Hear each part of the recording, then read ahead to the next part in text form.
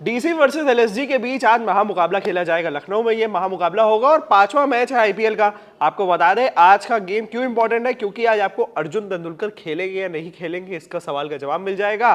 पृथ्वी शॉ खेलेंगे या नहीं खेलेंगे इसकी बात इस पे भी चर्चा होगी। बात होगी केएल राहुल और ऋषभ पंत की। भाई 27 करोड़ जो मोटी रकम खर्च हुई थी उस पर भी बात होगी। और आज एक और चीज पे बात होगी ओनर पे, एलएसजी के ओनर पे, जो हर बार सुर्खियों में रहते हैं, टीम से ज्यादा जो खुद वायरल होते हैं, जिनके मूवमेंट्स खुद वायरल होते हैं। क्या वो आज कुछ ऐसा फटकार लगाते हुए नजर आएंगे? सब पे बात करते हैं। क्या प्लेइंग 11 हो सकती है बेहतर, उस पर भी बात करेंगे। हमारे साथ देव सर मौजूद है। सर आज का कैसा मैच होने वाला है? देखिए आज का तो मतलब अगर पुराने आंकड़े देखें या पुराना हिस्टोरिकल रिजल्ट्स अगर देखें तो पूरा का पूरा जो पल रहा है वो सीधा दिल्ली कैपिटल्स के तरफ भारी होता हुआ नज़र आ रहा है। क्योंकि मैं आपको बताऊं कि 2023 से आईपीएल 2023 से ऑलमोस्ट 3 साल पहले लखनऊ लास्ट टाइम दिल्ली को उन्होंने हराया था। इनफैक्ट 2023 के आईपीएल एडिशन के बाद लखनऊ एक भी मैच नहीं जीत पाई है दिल्ली के अगेंस्ट। 4 मैचेस में है, चारों के चारों वो हारी है, जिसमें कि पिछले सीज़न का भी थ्रिलिंग इनकाउंटर सबको याद ही है। आशुतोष शर्मा ने एंड की तरफ वो छक्कों की लड़ी लगा दी थी और फाइनली 1 विकेट से वो मैच जीते थे। बट पिछले दोनों सीज़न में यानी 2024 में 2025 में दो मैचेस हुए हैं दोनों टीम के अगेंस्ट एंड दोनों मैचेस ही दिल्ली कैपिटल्स ने जीते हैं। तो अगर बात करें तो ओवरऑल 7 मैचेस ही हुए हैं दिल्ली और लखनऊ के बीच में, क्योंकि लखनऊ तो ऑब्वियसली 2022 में ही उन्होंने ज्वाइन किया था ये लीग। उसके बाद से पहले के 3 मैचेस जो हुए थे वो तो लखनऊ सुपर जायंट्स ने जीत लिए। उस टाइम पे कैप्टन जरूर केएल राहुल थे। अब इंटरचेंज हो गए। बिल्कुल इंटरचेंज हो गए हैं। बट उसके बाद से 2023 के बाद से एक्चुअली उसी टाइम से एलएसजी का डाउनफॉल भी शुरू हुआ है। पहले 2 सीजन्स में तो वो आराम से क्वालिफाई कर गए थे प्लेऑफ्स के लिए। उसके बाद से वो कभी भी प्लेऑफ्स में पहुंच नहीं पाए हैं। तो उसके बाद से वो कभी भी दिल्ली को भी नहीं हरा पाए हैं। लगातार 4 मैचेस जीत चुकी है दिल्ली कैपिटल्स की team against Lucknow super giants. और ऑब्वियसली पिछले सीज़न भी 2 मुकाबले हुए थे, दोनों वो जीते। और एक तरह से ऋषभ पंत के लिए ये इज्जत पे सवाल आ जाता है, क्योंकि वो सबको पता ही है कि लॉन्ग टाइम बहुत लंबे समय तक उन्होंने अपना करियर शुरू किया Delhi Capitals. In fact Delhi Daredevils थे उस टाइम पे वो। दिल्ली कैपिटल्स के साथ 27 करोड़ में उनको संजीव गोयनका ने खरीदा। उसके बाद वो लखनऊ सुपर जायंट्स में शिफ्ट हुए। बट उनका जो लक है वो दिल्ली कैपिटल्स के अगेंस्ट अभी तक नहीं चल पाया है। होपफुली 2025-26 में वो लक हम सबको मारेंगे, बस हम दिल्ली को नहीं मारेंगे। he is just like a white horse, white elephant I can say to LSG। क्या ऐसा सही में? अभी तक तो मतलब काफ़ी प्रेशर और दबाव उन पे बनता चला जा रहा है, क्योंकि ऑब्वियसली 27 करोड़ का जो सैलरी का जो दबाव है वो तो रहता ही है। इससे पहले हमने देखा है कि कई ऐसे प्लेयर्स थे दिल्ली में। मुझे याद है कि कुछ साल पहले जो ऑक्शन हुए थे उसमें युवराज सिंह बहुत महंगे दामों में खरीदे गए थे। 16 से 18 करोड़ के आसपास उनको खरीदा था दिल्ली डेयरडेविल्स ने। तो वो प्रेशर हैंडल नहीं कर पाए थे और ऑब्वियसली उनके परफॉर्मेंसेस बहुत ही मीडियोकर थे उसके बाद। तो ऋषभ पंत भी मुझे लग रहा है कि कुछ इसी तरह के सिचुएशन में अभी फंसे हुए हैं कि उन पे एक तरह से तलवार लटक रही है 27 करोड़ की। वो एक्स्ट्रा प्रेशर है और ऑब्वियसली जो ओनर्स हैं वो काफ़ी कंट्रोवर्शियल भी रहे हैं। संजीव गोयनका, उनका ऑन फील्ड काफ़ी एनिमेटेड डिबेट, मैं कहूँगा डिबेट या एग्रेशन डिबेट कहे, अग्रेशन कहें, वो सारा केएल राहुल पे निकला था। और KL Rahul since then obviously Delhi Capitals में शिफ्ट हो चुके हैं। यहाँ पे काफ़ी खुश लगे वो पिछले सीज़न में। उनके परफॉर्मेंसेस में काफ़ी इम्प्रूवमेंट आए, स्ट्राइक रेट में काफ़ी इम्प्रूवमेंट आया।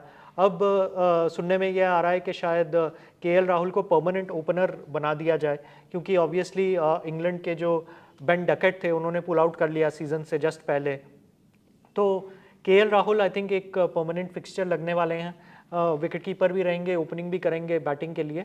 एंड उनके साथ अभी ये लग रहा है कि कई लोगों को लगता था कि शायद पृथ्वी शॉ को लास्ट मोमेंट पे दिल्ली कैपिटल्स ने खरीदा था, कहीं वो ओपनिंग ना करें मतलब केएल राहुल के साथ। बट अभी के लिए तो ये लग रहा है कि शायद श्रीलंका के पाथुम निशंका ओपनिंग करने वाले हैं, क्योंकि निशंका काफ़ी अच्छे फॉर्म में थे वर्ल्ड कप में। आपको याद होगा कि काफ़ी जी हमने देखा था। श्रीलंका के लीडिंग रन स्कोरर थे, सेंचुरीज भी मारी थी उन्होंने वर्ल्ड कप में। तो काफ़ी अच्छे फॉर्म में हैं, आईपीएल में डेब्यू करने वाले हैं दिल्ली कैपिटल्स के लिए इस सीज़न। एंड आई थिंक वो उनकी जो ओपनिंग पार्टनरशिप है केएल राहुल के साथ, अभी के लिए तो एटलीस्ट यही रहने वाली है। बात करते हैं यहाँ पे एक और ऐसे खिलाड़ी की जिसकी हर कोई चर्चा करता है, मुंबई इंडियंस से आए हैं, तो अर्जुन तेंदुलकर। बिल्कुल, मौका मिलेगा? अर्जुन तेंदुलकर के लिए पता नहीं लक फैक्टर कितना काम करेगा। अभी पिछले महीने ही उनकी शादी हुई है सानिया चंदोक के साथ। तो उसके बाद से अभी रिसेंटली एक पॉडकास्ट पे भी उन्होंने कहा कि मुंबई इंडियंस छोड़ने का वन ऑफ द रीज़न था कि क्योंकि इतना टाइम उनको बेंच पे रहना पड़ रहा था। उन्होंने ये क्लियरली मतलब एक तरह से उनके दिल पे जो बोझ था वो उन्होंने शेयर किया कि मतलब कोई भी प्लेयर एंजॉय नहीं करता है सिर्फ बेंच पे बैठे रहना। और सूर्य कुमार यादव को अगर आप बैठा सकते हैं, रोहित शर्मा को आप बैठा सकते हैं, बट वो इम्पैक्ट प्लेयर प्लेइंग 11 में तो खेल रहे हैं। सर गए थे, बट फिर भी मैच में तो बैठा दिया। बिल्कुल। तो आप इमेजिन कर सकते हैं कि अगर आप सूर्य कुमार यादव, रोहित शर्मा जैसे दिग्गज खिलाड़ी, ये लोग अगर मतलब बेंच से शुरू कर सकते हैं या इम्पैक्ट प्लेयर बना के शुरू कर सकते हैं, तो अर्जुन तेंदुलकर का तो नाम काफ़ी नीचे आता है उस ऑर्डर में। तो 2023 में उन्होंने डेब्यू किया था मुंबई इंडियंस के लिए, बट सिर्फ 5 ही मैच खेल पाए। तो ये एक बड़ा उनमें डिसअपॉइंटमेंट है। एंड वो होप कर रहे हैं कि लखनऊ सुपर जायंट्स में शायद उनका लक चेंज होगा।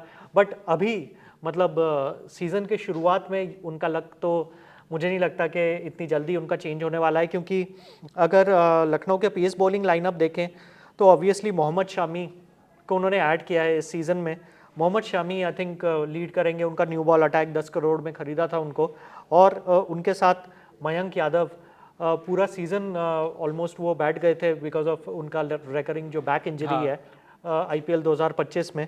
बट फिर भी उनको 11 करोड़ में उनको रिटेन किया है लखनऊ सुपर जायंट्स ने।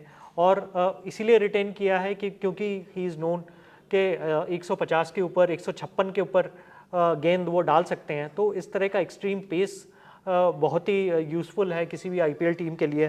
तो आई थिंक मोहम्मद शामी के साथ मयंक यादव अभी के लिए तो स्टार्टिंग लाइनअप में यही रहेगा।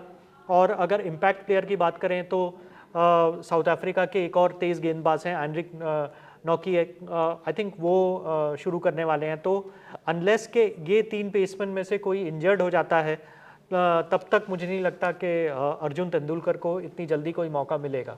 यहाँ पे सर अपनी बेस्ट प्लेइंग 11 बना देते हैं जो भी इस गेम में पार्टिसिपेट करना चाहता है। अगर वो अपनी प्लेइंग 11 बनाए तो वो किस हिसाब से हो सकती है? देखिए प्लेइंग 11 अगर बनाए तो आई थिंक सबसे पहले तो मैं साउथ अफ्रीका के जो T20 कैप्टन हैं और लखनऊ सुपर जायंट्स के लिए खेलते हैं एडन मार्करम, उनको ऊपर रखना चाहूँगा। उनका फॉर्म बहुत अच्छा था वर्ल्ड कप में, सिर्फ सेमीफाइनल में नहीं चल पाए साउथ अफ्रीका के लिए। उनके साथ केएल राहुल को मैं रखना चाहूँगा। काफ़ी इम्प्रूवमेंट हुई है उनकी, पिछले सीज़न में सेंचुरी भी मारी थी। उनका जो स्ट्राइक रेट है वो भी काफ़ी इम्प्रूव हुआ है।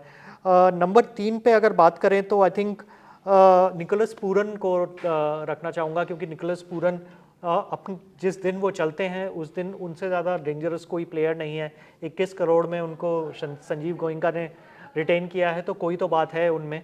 वो आई थिंक पोटेंशियल है उनमें लीडिंग 6 हिटर बनने का सीज़न में, अगर वो अपना परफॉर्मेंस पूरे सीज़न तक कैरी फॉरवर्ड कर सकें। बाकी फिर अगर बात करें दूसरे बैटर्स की तो दिल्ली कैपिटल्स में डेविड मिलर हैं, ट्रिस्टन स्टब्स हैं। ट्रिस्टन स्टब्स भी साउथ अफ्रीका के काफ़ी अच्छे परफॉर्मेंसेस दिए हैं उन्होंने अभी रिसेंटली T20 क्रिकेट में। फिर आयुष बदोनी हैं लखनऊ सुपर जायंट्स के टीम में। ऑलराउंडर्स की अगर बात करें तो ऑब्वियसली अक्षर पटेल बहुत अच्छे फॉर्म में है, बैटिंग में भी बॉलिंग में भी। बॉलर्स की बात करें तो आई थिंक दिल्ली कैपिटल्स में डेब्यू करने वाले हैं आकिब नाबी।